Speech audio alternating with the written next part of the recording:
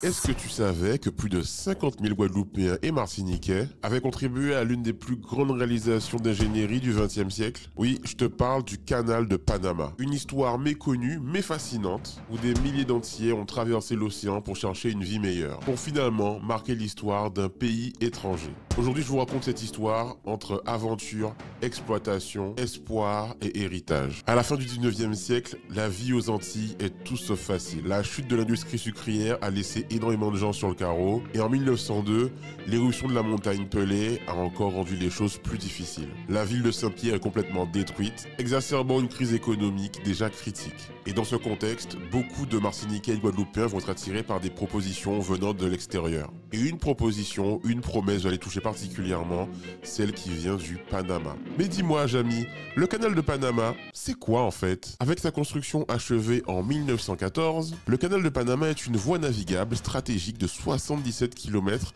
reliant l'océan Atlantique au Pacifique. Ce canal va révolutionner le commerce maritime mondial en réduisant de plusieurs milliers de kilomètres les trajets entre ces deux océans.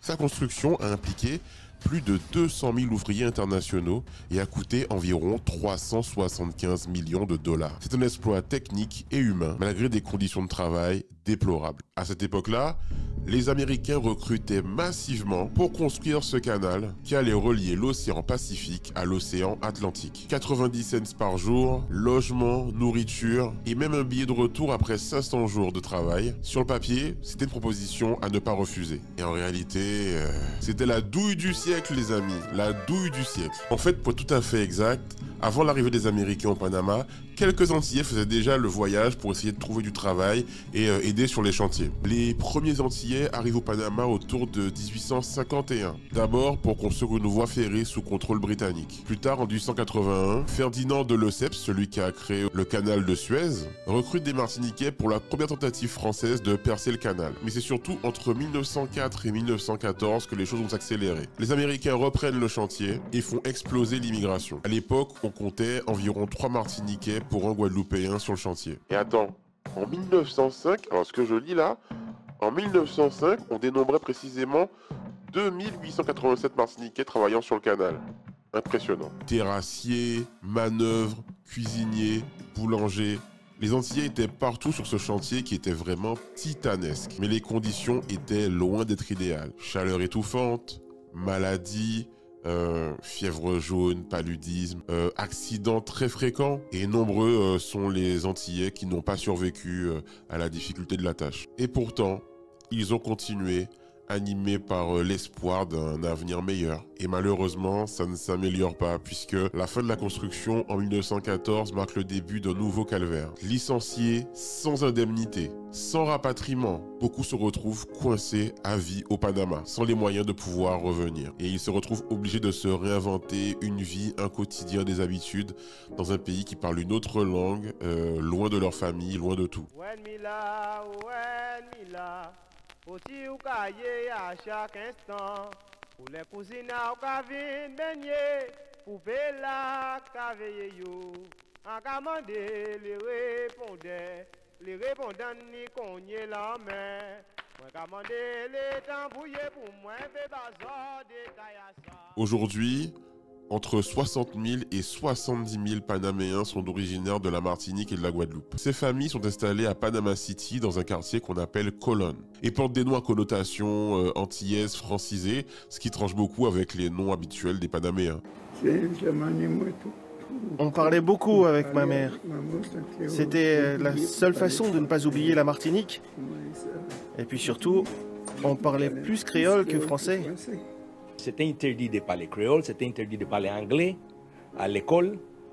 Donc, forcément, les parents disent à les gens que non, c'est mieux que tu parles espagnol, qui t'hispanisé. Et ils essaient de maintenir des traces de leur héritage créole, français, antillais. Et en 92, le gouvernement panaméen a reconnu l'apport de ces Antillais dans la construction à la fois, bien évidemment, du canal, mais globalement, leur apport à l'histoire et à la vie du Panama. Il existe d'ailleurs un cimetière antillais à Colón et c'est devenu un monument national. Certains descendants maintiennent la pratique du créole, la pratique du français et perpétuent leur héritage de génération en génération. Et la nouvelle génération de ces descendants d'Antillais au Panama cherche de plus en plus à créer des ponts entre eux et leur terre d'origine, rencontrant leurs cousins éloignés vivant encore en Guadeloupe et en Martinique. Aujourd'hui, Humberto Buchet a fait le déplacement de Panama City pour raconter son voyage en Martinique. Il a retrouvé sa famille, côté paternel. Le rêve est devenu réalité. J'ai rencontré mes cousins, j'ai passé du temps avec eux. Ils m'ont fait visiter l'île, c'était magnifique. Cette histoire, c'est avant tout celle d'un sacrifice, d'une migration forcée par la misère, mais aussi d'une résilience incroyable. Ces Guadeloupéens, Martiniquais, ont littéralement créé un nouveau monde, sculpté un nouveau monde, laissant leur empreinte sur notre continent. Et si on réfléchit bien, ces histoires de migration, d'adaptation, de lutte, elles résonnent encore beaucoup aujourd'hui, pas vrai? Le canal de Panama, c'est bien plus qu'un chef-d'œuvre technique, c'est aussi une leçon d'histoire. Ça nous rappelle que les Caribéens ont toujours été des combattants, des bâtisseurs, des créateurs, des rêveurs. Alors on garde ces histoires en mémoire et on les raconte, parce qu'elles sont essentielles pour comprendre d'où on vient et où on va. Le grand cimetière Monte Esperanza à Colonne, 70 hectares. Un cimetière public qui abrite aussi les sépultures de milliers d'Antillais, travailleurs du canal. Encore faut-il les trouver. Cette partie du cimetière est négligée, les tombes laissées à l'abandon, alors que les services de l'État sont censés s'en occuper. Voilà. Merci d'avoir regardé cette vidéo. Si elle vous a plu, n'hésitez pas à laisser un like, à la partager et à écrire en commentaire ce que vous en avez pensé. Est-ce que vous connaissez cette histoire? Est-ce que vous en connaissez d'autres qui ressemblent à celle-ci? N'hésitez pas à me le dire en commentaire. Je lis tous les commentaires, évidemment. N'hésitez pas à vous abonner si ce n'est pas encore fait.